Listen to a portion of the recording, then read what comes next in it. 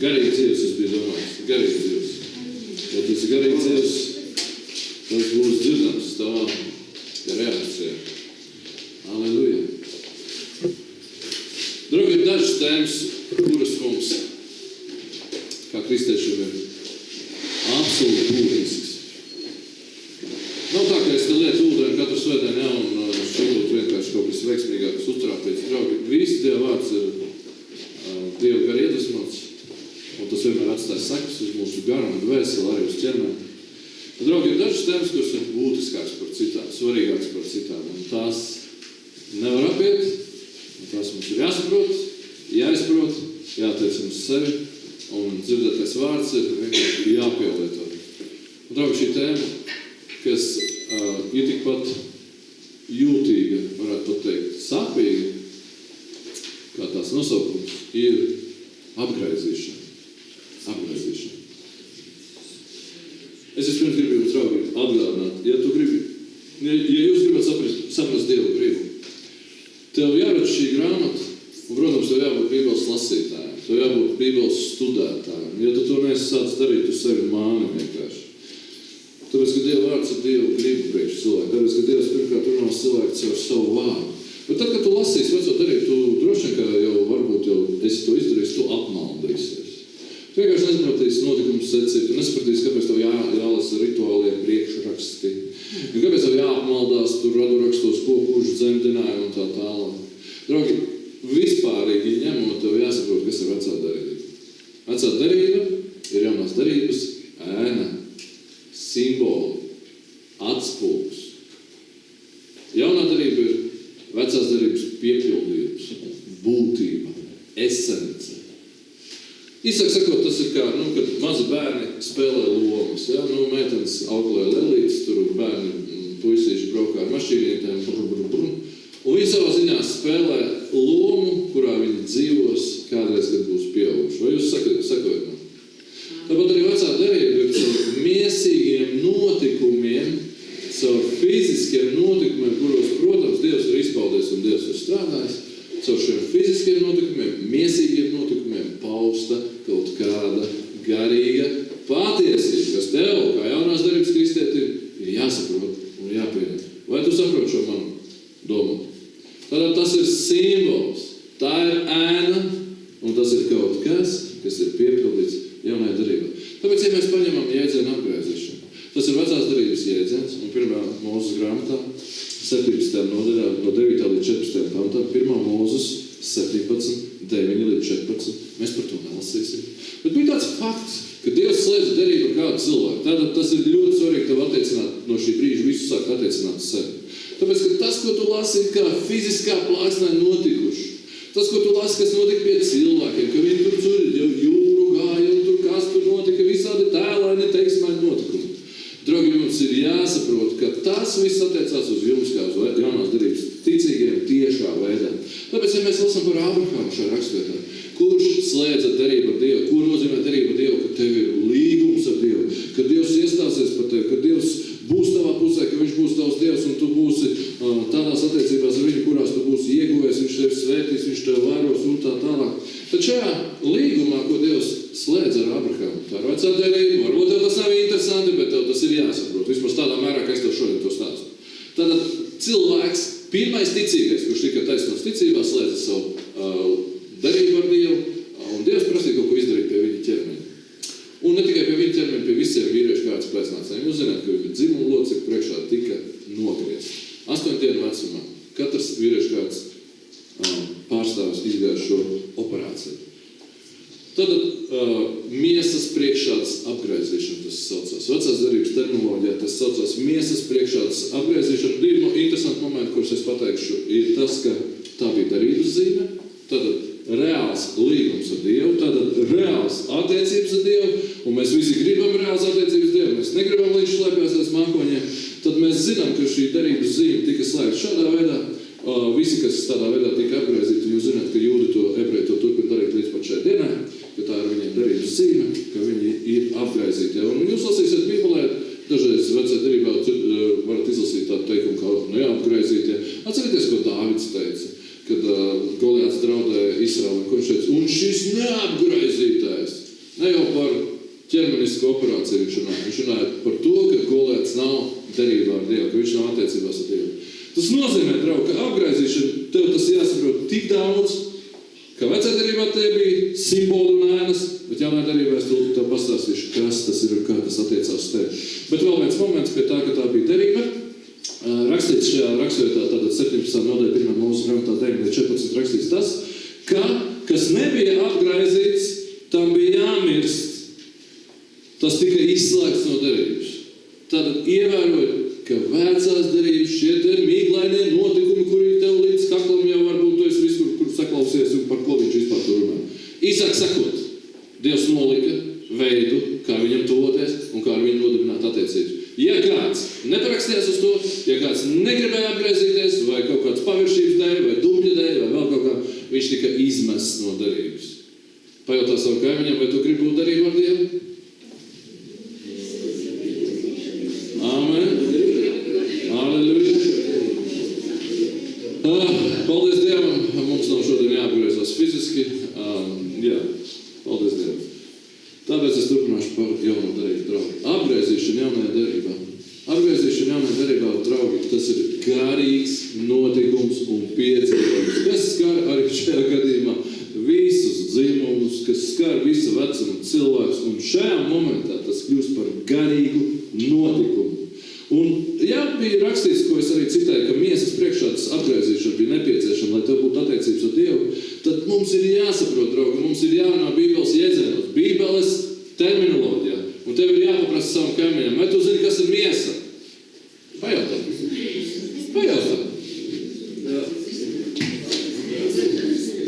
Tagad tu lasīsi jauno darījumu, tu uzdursies vairāk kārtīgi, un bieži tu uzdursies, ka Bībeles valoda ir 65. gadā, tas tur kāds tur tulkojums, ir lietots tāds vārds kā miesa. Un mēs ļoti labi saprotam, ka tādā senlaicīgā latviešu valodā tas nozīmē ķermenis, okay?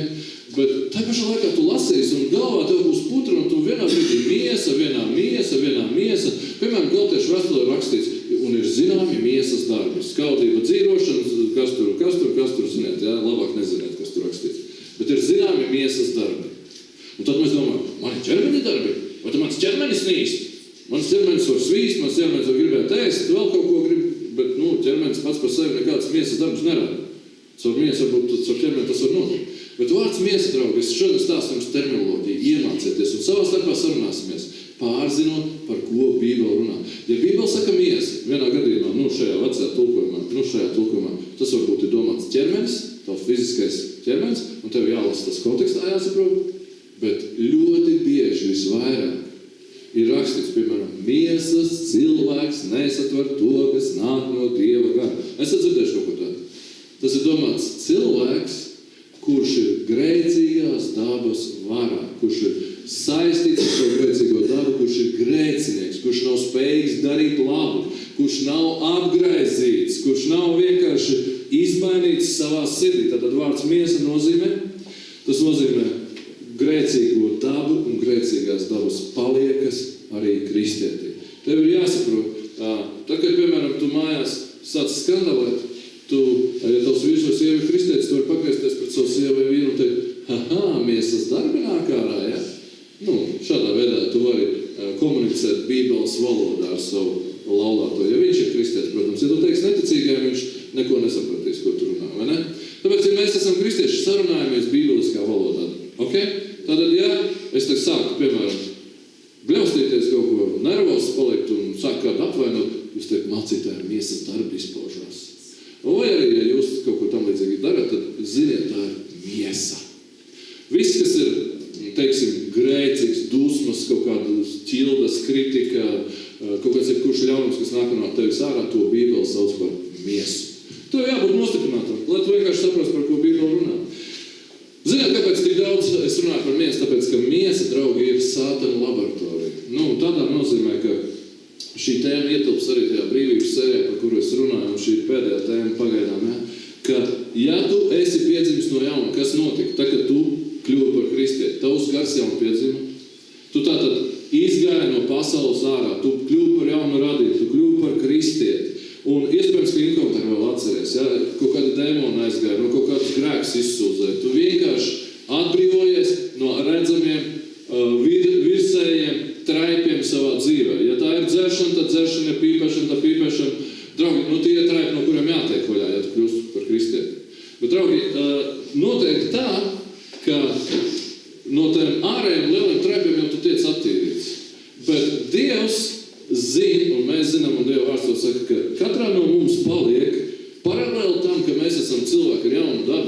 mūs valk pie Dievu, mēs mīlam Dievu, mēs gribam Dievu.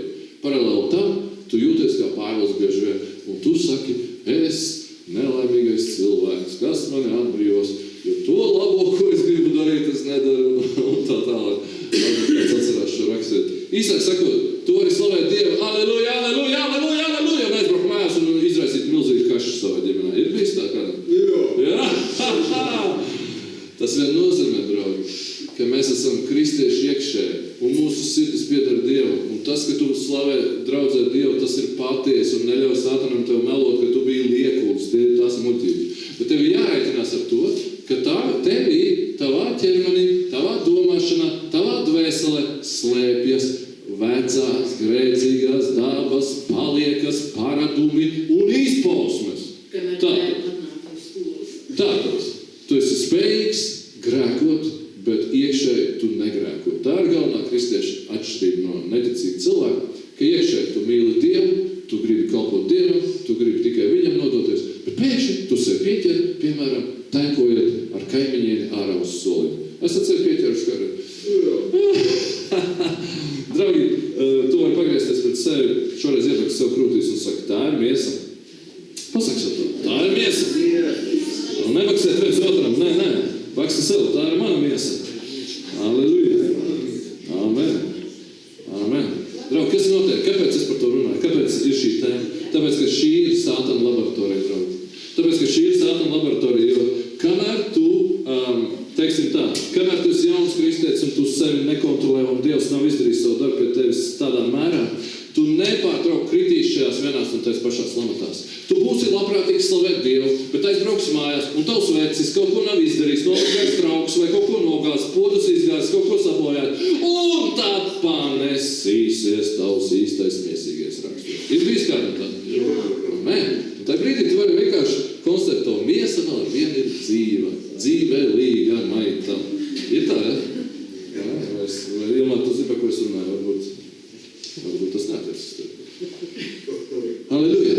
Es aizgāju gulēt, tik svēts, apgarots, man bija riņķis ap galvu. Bet tagad gultājs jau paspēsājis jau kaut ko pateikt, kas man pusnaktī atņem nakts mieru. Redzēt, ja tu nekontrolēsi, tev miesa izpaudīsies. Ja tu nebūsi uzmanīgs, tev miesa izpaudīsies. Halleluja! Un es gribu tāpēc teikt tev, draugi, ir cerība mums visiem. Ir cerība mums visiem, ka šis nekļūst par tādu laboratoriju, kur Sātans strādās. Jo viņš tevi ķers uz šīte. Viņš redzēs, ka tu lūdz Dievu, ka tu ej uz draudzi, ka tu esi kristietis un tā tālāk un tā tālāk. Bet viņš vaktēs tevi, zinot tavas vājās vietas, zinot tavas jūtīgās vietas, zinot, kas tevi tracina pirmdienas rītā un trešdienas vakarā, viņš izspēlēs scenāriju caur bērniem, caur vīru, caur sievu, caur darba devēju, caur laika apstākļiem, caur suni kaut vai, kas tev kājā iekūdīs. Un tu sāksi nešķīst lamāties pie viņu. Jūs zināt, ka Sātans jūs pazīst. Viņš ir bijis pie tavu šurpuļu kalnāt, viņš ir vērojis, kā tu grēkoji savu dzīvi, un tad viņš vienkārši zina tavas vājās vietas. Un draugi, lai Sātans mūs neturētu važās, lai nebūtu strīdi ģimenēs, lai nebūtu netīras lietas mūsu dzīvēs, mums ir visiem paredzēts īpaši Dieva režīms, īpaša Dieva labvēlība priekš tevis, ko sauc par apgraisīšanu. Un ja es jums izstāstīju vecās darības motīvu, ka tur kādam ķermeņa gabalam bija jātiek nogrieztam, tad tagad ziniet, ka vārds miesa nozīmē šos tavus grēcīgos paradumus, grēcīgās tieksmes, iekšējās lietas, kas tev ir vēl ar vienu valdu. Jo ārē mēs visi varam teikt aleluja, aleluja, bet aiziet mājās un piemēram teikt savam vīram vai savam sievi, tu vai uz elli vai vēl kaut kur, ja? Un tajā brīdī paceļās miesa un Dievs ir sācis savu darbu pie tevis. Draugi, es gribu tā svinīgi tev pasludināt, ka tev neatkarīgi no tā, vai tu to vēlēsi vai nevēlēsi. Neatkarīgi no tā, vai tu tam tici vai netici. Tas būtu sliktāk, ja tu neticētu tam. Ja tu nebūtu dzirdējis par to, tev būs jāiet cauri tam, ko sauc par apgraisīšanu. Tas ir īpaši privāts Dieva, pasākums pie tevis, ka tu tiksi vests cauri dažādām situācijām. Dievs pieļaus tavā dzīvē pārbaudījumus, situācijas, kuru mērķis ir tevi konfrontēt ar tavas miesīgās dabas izpausmēm. Tad nedomā, ka Dievs būs ļoti žēlīgs. Tici man, viņš tev gribēs izspiest ārā šīs lietas no tevis un darīs daudz ko, lai tavas sievas satrakojas, lai tavs vīrs satrakojas, lai darbā algu neizmaksā laikā, vēl kaut ko. Draugi, tāpēc, ka Dievs nav ieinteresēts mūsu komfortablajā dzīvē, vai kāds manī klausās? Dievs ir ieinteresēts tajā, lai tevi apgraizītu. Es lūdzu paskaidrošu, kas ir apgraizīšana. Apgraizīšana tātad ir šie Dieva pieļautie pārbaudījumi, situācijas un dažādi notikumi tavā dzīvē, kuru mērķis ir konfrontēt tevi ar tavas miesīgās dabas izpausmēm un tām pretojoties, tās izsūdzot Dievam, krītot ceļot savus grēkus izsūdzot, pretojoties ar tieksmi nolamāties, pretojoties ar tieksmi skandalēt ģimene, tajā brīdī tā ir apgraizīšana. Kad tu labprātīgi nodod sevi Dievam, pretojoties savas vecās, miesīgās dabas izpausmēm. Tad, kad tu cīnies iekšēji, tad, kad tu savaldi savu mēru, tad, kad tu nožēlo savus grēkus, tajā brīdī notiek apgraizīšana. Tajā brīdī tu salūsti, tajā brīdī tu mainies, tajā brīdī tu ej mazumā pats, tavu miesīgā daba iet mazumā, tajā brīdī notiek brīnums, ka Dievs šīs lietas jau dod tev spēju uzvarēt un nākošais to nedarīt. Draugi, es gribu teikt, ka tas ir personisks režīms priekš katru no jums. Es gribu teikt, ka bez šī režīma mēs vienkārši būsim neīsta draudze. Mēs vienkārši tēlosim, mēs melosim un mēs izliksimies par to, kas mēs neesam. Jo no tā brīža, kad tu iesāksi tagad kā kristietis, Dievs ir iesācis personisku darbu pie tevis. Un tev ir jājūt šie sirdsapziņas dūriem, tev ir jājūt šī svētā gara liecība iekšā, tev ir jājūt tad, kad tu pasaki saviem sevi, tad ej tak tu. Ja nākošajā brīdī tu jūti, ka tu esi grēkojis. Ja nākošajā brīdī tu jūti, ka tu esi sliktu runājis. Vai tu esi aprunājis kaimiņu, kāds viņš daunis, mašīnu neprot nopirkt. Un pēc tu sajūti tādu sliktu, smagu sajūtu iekšā. Un ja nākamajā brīdī, draugs, tu centies mesties ceļos un nožēlot to, ko tu esi darījis, tad tu esi paklausīgs Dievam, tad tu izlai apgraizīšanas procesu šajā brīdī. Ja tu pretī, tu turpini tādā pašā garā. Draugi, es pateikšu, kas notiek. Vienreiz, otrais, trešo reizi. Signāls skan tevi, signāls atskan. Tu jūti sirdsapziņas dūriem. Tu jūti, ka Dievs kaut ko grib tev pateikt. Ja tu uz to nereaģē, ceturtajā reizē tas vairs neskan. Vai jūs man saprotat? Ir ļoti svarīgi saprast to, ka tas būs pie tevis. Es tev to nemācu tāpēc, lai tagad es teiktu, ka man tas nav skārs, man tas ir skārs. Ļoti smagi. Tāpēc, ka, saprotat, daži cilvēki Dievam ir, kā rakstīts Bībelē, neesiet kā zirgi, neesiet kā mūļi, jo tā bija laikam tā rakstīt, ka man nav jāliek groži jums mutē. Vai jūs esat dzirdējuši tā rakstīt? Tas nozīmē, ka ja tu būsi īpaši nepaklausīgs cilvēks, īpaši gribēsi dzīvot nepaklausībā Dievam, tad Dievs lietos dažādas savaldīšanas līdzekļus. Pasaka savam kaimiņam, Dievam ir groži priekš tevi.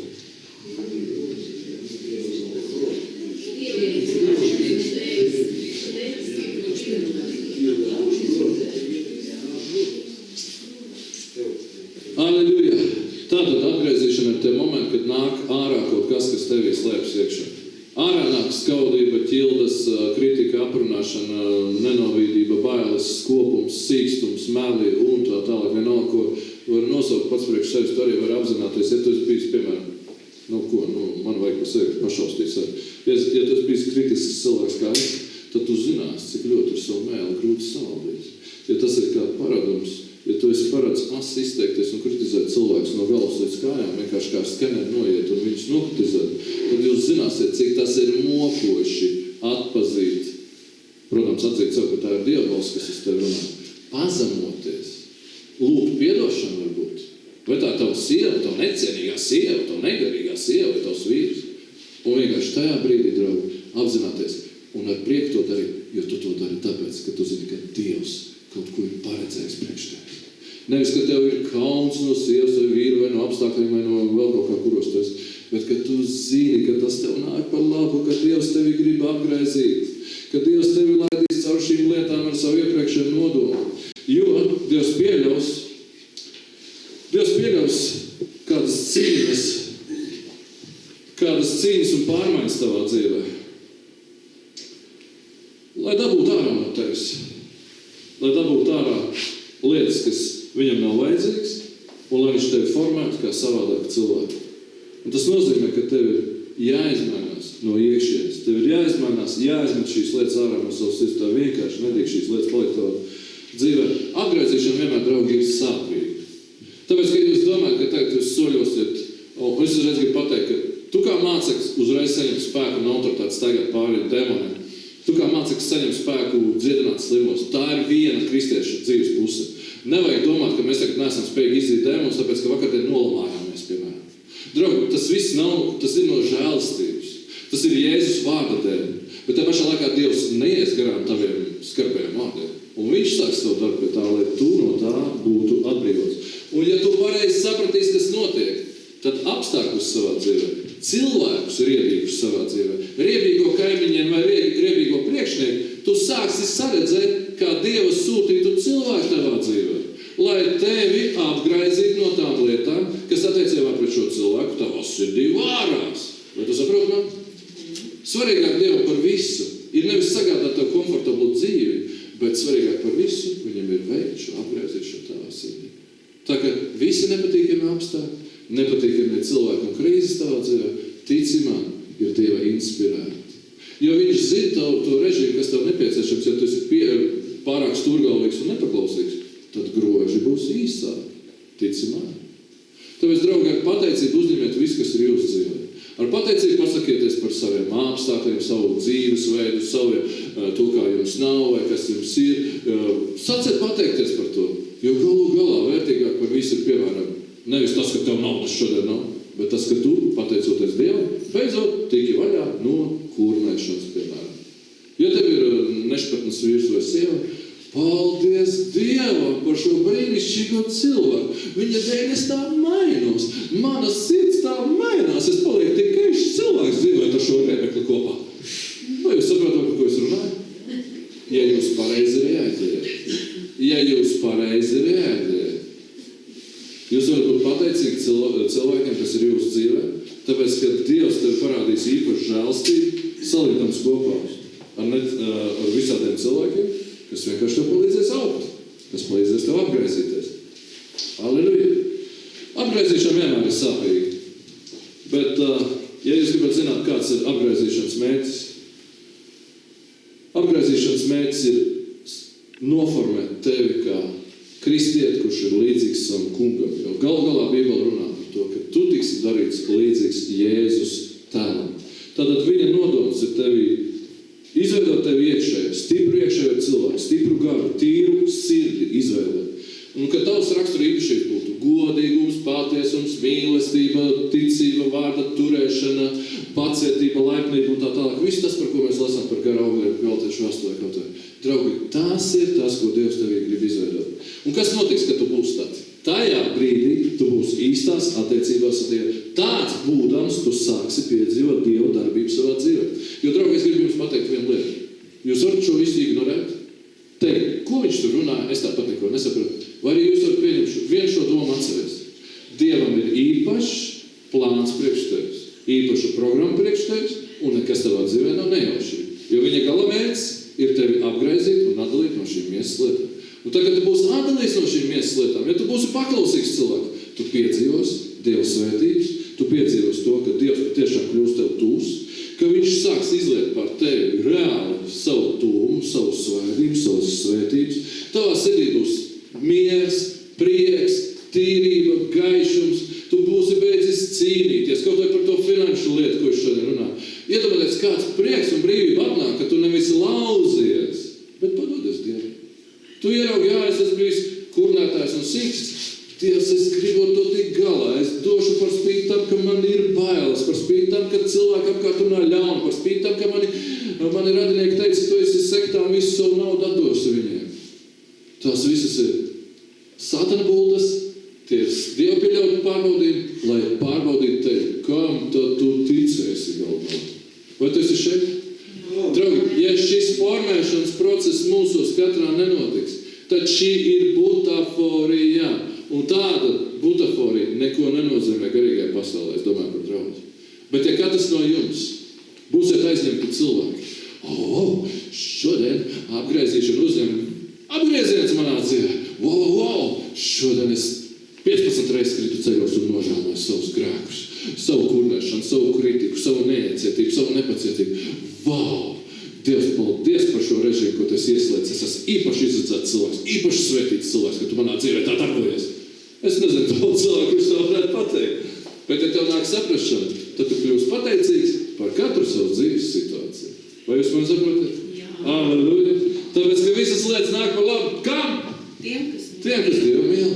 Amen. Visas lietas nāk par labu.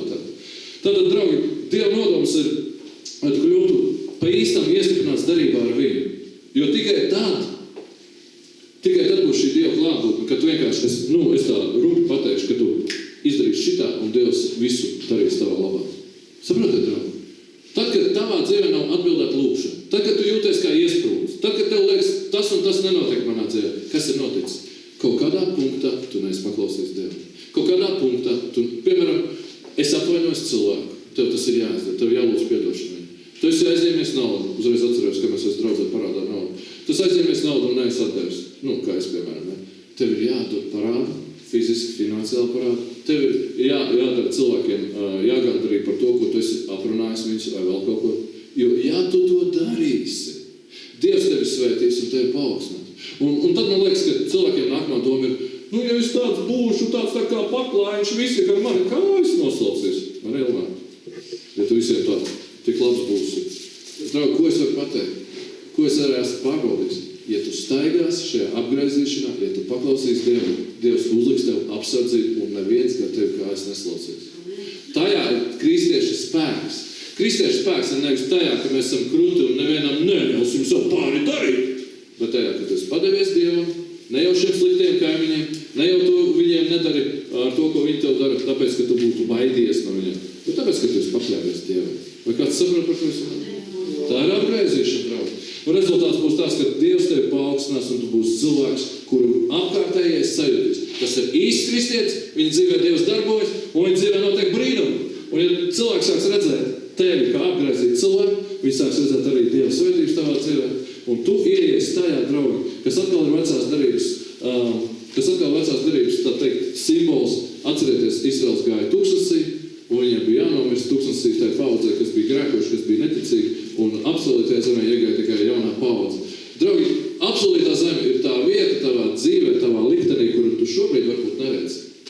Dzīvo pacietīgi, paliec draudzē, dari tās lietas, kuras tu dari, paliec mājas grupā, lasi Bībeli, lūdz Dievu, un zini, ka tūkstneša laiks nav bezgalīgs.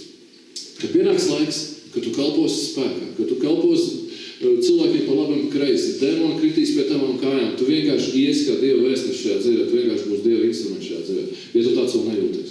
Draugi, tas notiks tad, kad Dievs atzīst tevi par cienīgu, saņemt pareizu, ka tu pareizi sirdi ieraudzīs tevi un ka viņš atzīst tevi par cienīgu, izliet savu godību par tevi. Un tas ir tāds process, draugi, kur neviens no mums nevar pārtraukt. Neviens no mums nevar izvairīties no tā, jo kas notiek, draugi? Kas notiek tad, kad cilvēki izvairās to darīt? Cilvēki, piemēram, piedzimst no jauna, atnāk uz draudzi, piedzīvo inkautaru, sāk dzirdēt Dievu, sāk staigāt varbūt ar Dievu. Kas notiek, draugi?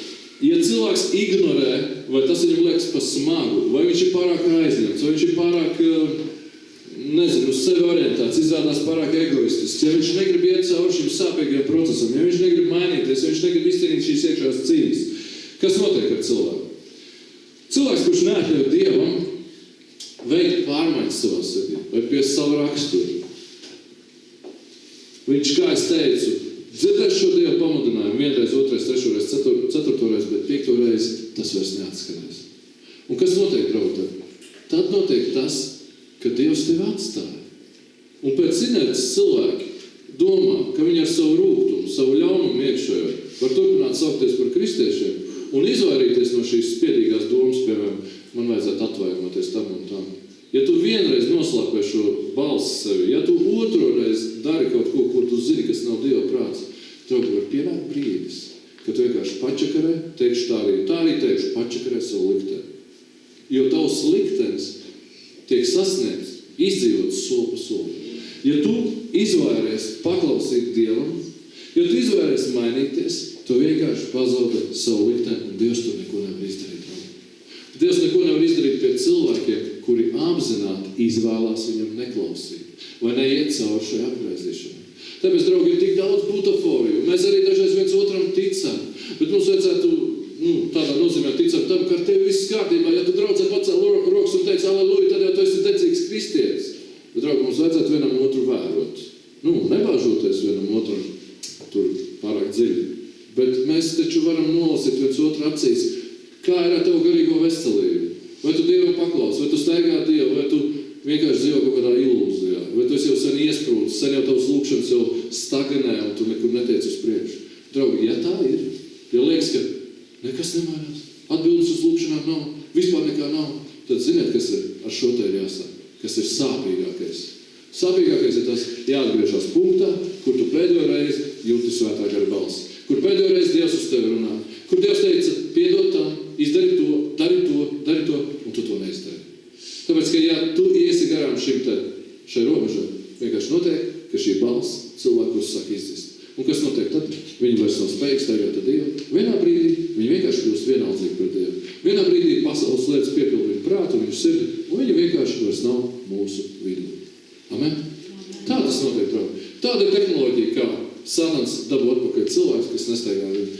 Draugi, es runāšu nākošajā svētdienā ļoti iespējams par garīgo izaugsmai līdzīgu tēmu. Es tikai gribu pateikt vienu. Ja tu nelūdz Dievu, ja tu nelasi Bībeli, ja tu neizini savu sirdsapziņu, ja tu nepaklausi tai, tu māni sevi. Tāpēc, ka tā garīgā liesmiņa, kas varbūt tevi vēl ir, tā drīz nodzisīs. Un tu vienkārši vairs fiziski nevarēsi. Tu vienkārši garīgi vairs neiederēsies Dieva valstībā, un tad arī fiziski tu vairs nebūs drīz draudzē. Tas notiek ar cilvēkiem, kas vienkārši savās sirdīs kaut ko nav atdevuši Dievam. Ir kaut kas palicis, es atdošu Dievam mazo pirkstiņu, bet visu pārējos 9 pirkstus paturu savu. Ja ir tāda attieksme, tad nedēļa, 2, 3 mēnešus cilvēks vēl var staigāt ar Dievu, bet viņš ilgāk vairs nespēja. Tāpēc, ka spiediens ir tik milzīgs, Satans ir tik viltīgs, ka viņš vienkārši vienā brīdī sajūt absolūti vienaldzību pret Dievu lietām. Vienkārši viņu vairs nav. Viņš ir aizskalots projām. Lasiet Bībeli, tur rakstīts, nepārtrauk par to, kā Satans nozog dvēseles, par sirds augsnēm un tādām lietām.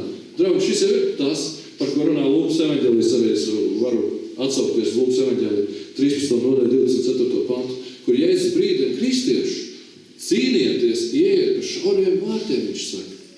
Cīnieties, ieiet pa šauriem vārtiem. Šie jau ir tie šaurie vārti, šī apgaizīšana vai miesas sišana krustā ir tie šaurie vārti, par ko Bībele runā. Un ja tu būsi lepns, augstprātīgs, iecirtīgs, stūrgalvīgs, tu neiekļūsi tur. Tāpēc, ka Bībele rakstīts, ka daudzi centīsies, bet nevarēs. Kāpēc nevarēs? Tāpēc, ka pārāk kaut ko priekš sevis saglabāja. Tāpēc, ka bija kaut kādas citas intereses. Tāpēc, ka Dievam bija 10% atvēlēti. Tāpēc, ka cilvēks nesaprot, ka staigāt ar Dievu nozīmē nomirt sev un iet uz visiem 100%. Tāpēc, draugi. Un ja tu sevi tagad izvērtētu un pie sevis paskatītos sevi tā, ieskatītos savā sirdī, tad es teiktu tev vienu padomu dot, ko es esmu ļoti labi pārbaudījis pie sevis. Beidz pretoties Dievam.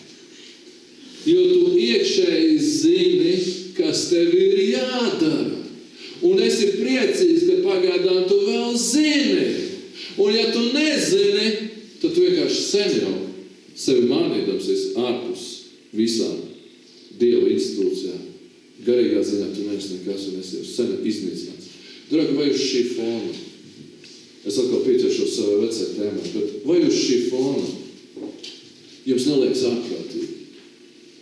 Kad cilvēks var ielēties, piemēram, par to, būtu viņam svētdienā draudzē, nebūtu viņam svētdienā draudzē. Draugi, vai tad par tādām elementārām lietām šeit iet runa?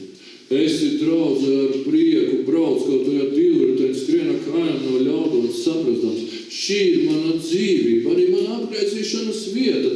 Noteikti kāds man kaut ko pateiks, draudzē, noteikti man nepietiks picas šo svētdienu. Bet tie ir momenti, kad tu tiksi apgraizīts un neskaties uz bērnīcu.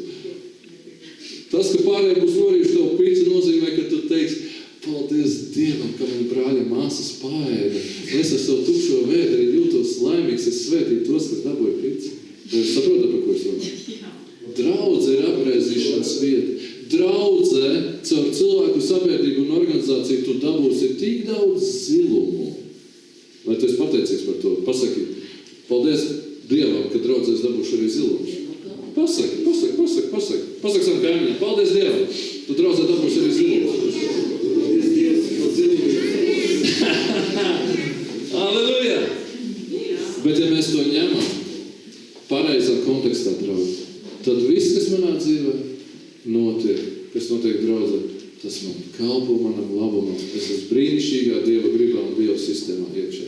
Draugi, es varu teikt tikai vienu.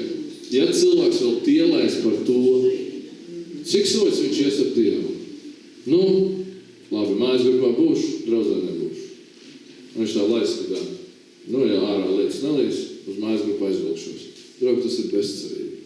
Mēs jau varam runāt cilvēkiem par prātam, varam viņus mīlēt, mums viņi ir jāmīl, mums viņi jāiedvesmo, mums jātic, ka viņi kādreiz saņemsies. Bet principā šāds cilvēks neko nav saprats. Un nekāds Dieva darbs pie viņa nenotiks. Un agrāk vēl tās ticības mazumiņš, kas viņam ir, nokaltīs un izbeigsies.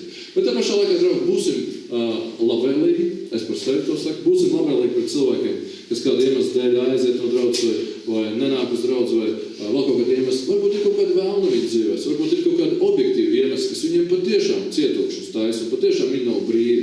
Vajag lūgt par cilvēkiem. Bet, ja ņem šajā apgraizīšanas kontekstā, draugi, tad tas ir vispār elementāri, ka tu esi draudzē, ka tu esi mājasgrupā un visur citur. Tāpēc, ka šaurie vārdi, draugi, ir visur. Šaurie vārdi tevi pavadīs visur un šaurais ceļš būs tev jāizvēlās iet visur. Vai tā ir draudze, vai tā ir vēl kaut kāda vieta. Tagad viss tavā dzīvē kalpo Dieva plāniem. Aleluja! Absolūtā zeme, tātad es teicu, ir atbildētās lūkšanas. Un absolūtā zeme ir tava personīgā laime, tava potenciāla realizācija. Un tas viss, ko tu sasniedz kā kristietis, ka tu vienkārši iegūsti brīvību visu veidu apstākļos savā dzīvē. Tu esi brīvs un tu esi izcīnījis savus cīņus, pakļaudamies Dievam, tu vienkārši nogājuši šo ceļu. Un Dievs tevi stipri respektē par to. Draugi, pats pēdējais, ko es gribu pateikt, ko tu vari darīt praktiski? Tā noteikti ir jāatgriežas vietā, kur tu dzirdi Dieva balsi. Un kā tas notiek? Ja? Nu, tas ir saistīts ar garīgo izaugšanu, bet tā noteikti ir apgraizīšana, ka tu nāc Dievu priekšā un pirmais, kas tev ir, ja tu esi normāls kristietis, tu jutīs grēka apziņu. Tu jutīs uzreiz, tu atcerēsies, kur tu vakardien, ko tu tur gāji, ko tu teici, kas tur bija, kas tur nebija. Ja tev ir normāls sirdsapziņa, tu atcerēsies to, ko tu vakar esi izdarījis nepareizi. Pirmais, kas tev jādara, tev jāmetās Dievu priekšā ceļos un jāsaka, Dievs piedod man, nožēloju savu grēku, lūdzu, es negribu tā darīt, Dievs palīdz man to uzvarēt, palīdz man iet uz priekšu. Īstenībā lūkšana ir tā vieta, kur tev apgraizīšana notiks visvairāk un visilgāk. Vai tu man dzirdi? Tātad lūkšanā tu vari izcīnīt savas cīņas. Un nekur citur tu neaugs tik daudz un neapgraizīsies tik ātri kā personīgā lūkšana. Tāpēc, lai tev nav tā, ka tev garlaiko tev lūkšana, tici man, tev ir daudz ko izrunāt ar Dievu. Viņš ir brīnišķīgs, viņš ir labs pret tevi, bet viņš šo procesu novadīs līdz galam. Vai tas šeit? Cīnies lūkšanā. Uzvar tos savus iekšējos ienaidniekus. Un tu zini, kas tev te ir. Bet tici man, draugs, es esmu pārbaudījis savu sācu, varu teikt ar pārliecību. Brīvība ir tīrā sirdsapziņā. Prieks ir, ka tev ir sirds skaidra, ka tu visus mīli, nekur nesiekūlies nekādās runās. Visiem esi piedēvis, draugi, ja cilvēki zinātu, kā tā ir brīvība. Aleluja, aleluja, aleluja. Amen, lūksim.